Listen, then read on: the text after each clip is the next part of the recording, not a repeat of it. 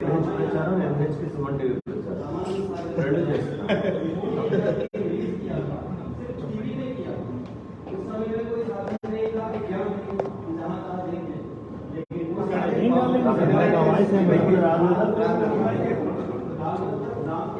జై శ్రీరామ్.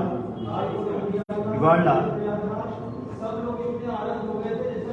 ఈ ప్రొడ్యూసర్ గారు మన తెలుగు నాటికి సంబంధించినటువంటి మంచి ప్రొడ్యూసర్, వారు ఆదిపురుష్ సినిమా కాస్త చూసి దాంట్లో ఉండేటటువంటి మంచి చెడు రెండు బేరేజ్ వేసి అలా మార్పులు చేసుకోగలిగే అవకాశం ఉంటే చెప్పండి అని మా సురేష్ శర్మ గారి ద్వారా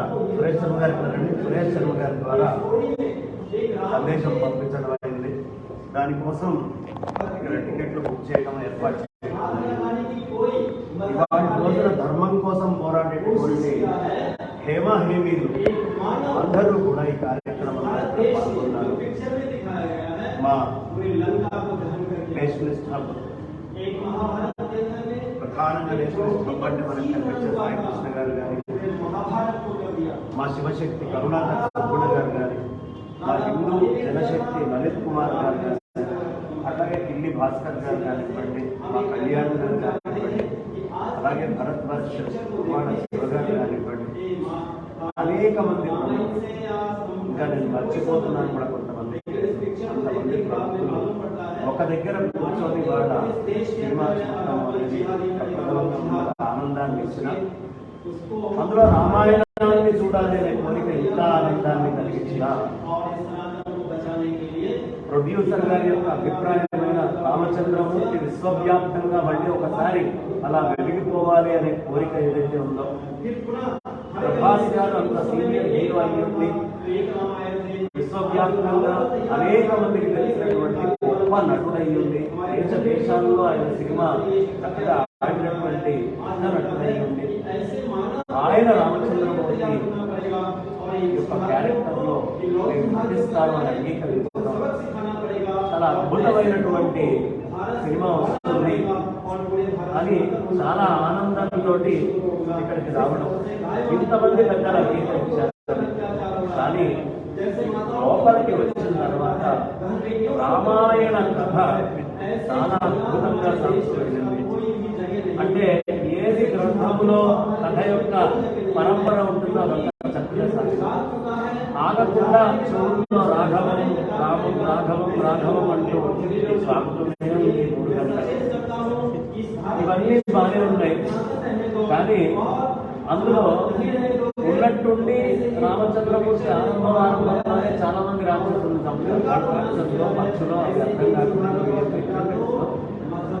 ఆ చంపినటువంటి వాడు కరదూషణాలు అనే అక్షరం కాస్త బయటకు తెలిస్తే కొత్త పిల్లలకి ఓహో కరదూషణులు అనే రాక్షసులు ఉన్నారయ్యా, వాళ్ళని సంహరించారు తెలుస్తుంది. ఈ చంపుతున్నటువంటి రాక్షసుల క్యారెక్టర్లు కానీ చంపుతున్నవి కానీ ఎవరికి అర్థం కాకుండా విఎఫ్ఎక్స్ ఎఫెక్ట్సే ప్రధానంగా ఉండాలి అని తీయడం వల్ల కన్ఫ్యూజన్ చాలా ఎక్కువగా వచ్చింది. మరి ఇక్కడికి కన్ఫ్యూజన్ ఆగిందా అంటే అసలు వాల్మీకి రామాయణంలో కానీ ఇతర రామాయణాల్లో లేని ఘట్టాలు అనేక సాగుతున్నాయి. అంటే ఆంజనేయ స్వామి వారు రామచంద్రమూర్తి యొక్క ఈ ఇద్దరి కలయికలో వాళ్ళిద్దరూ చక్కటి మధుర సంభాషణ చేసుకున్నారు. అది ఏదీ కనిపించలేదు. ఈ సంభాషణం అసలు ఎక్కడ రామాయణాల్లో లేనటువంటిది కనిపించడం. ఆ తర్వాత ఆ వాలి వధ అనేటువంటి ఘట్టం దగ్గర కూడా అదేదో విచిత్రంగా తీసుకొని వెళ్ళి రామచంద్రమూర్తి కొంత చెట్టు వెనకాల ఉండి కొట్టడం, ఇలాంటి ఘట్టాలు ఏమి కూడా కనిపించడం. వధ జరిగింది, వధ జరగలేదా కథలో వధ జరిగింది. కానీ వధ ఎలా జరిగింది రామాయణంలో చెప్పినట్టుగా కాకుండా కొంత అంటే పోతన భాగవతం కొంత నా పైత్యం కొంత అన్నట్టుగా సినిమా తీయటం అనేది జరిగింది. ఇంకా విశేషం ఏమిటయ్యా అంటే అడుగడుగునా పొరపాట్లు ఇట్లా జరుగుతూనే వస్తుంది. కానీ ఈ పొరపాట్లలో ఎక్కడా కూడా ప్రధానమైన కథాంశాలు పోవట్లేదు. కథనం అనేది చాలా విచిత్రంగా ఉంది. దీన్ని చూడడం వల్ల ఒకటి రామనామాన్ని నిరంతరం వింటూ ఉంటాం. రామచంద్రమూర్తికి సంబంధించినటువంటి సంహార ఘట్టాలు ప్రభాస్ కోసమైన చాలా మంది చూసి ఉంటారు. దీనిని ఒక 50-60% పాఠం కింద లెక్క తీసుకొని అందరూ కూడా రామాయణం చదవాలి అనేది నా కోరిక. చక్కగా రామాయణాన్ని చదవాలి.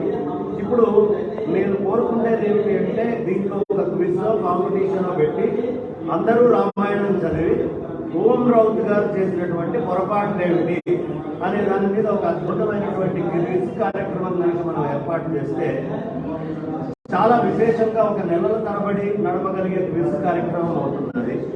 చాలా విశేషంగా ఆ రామాయణ ఘట్టం పోలేదు, అది చూడాలి, అందరము చూడాలి.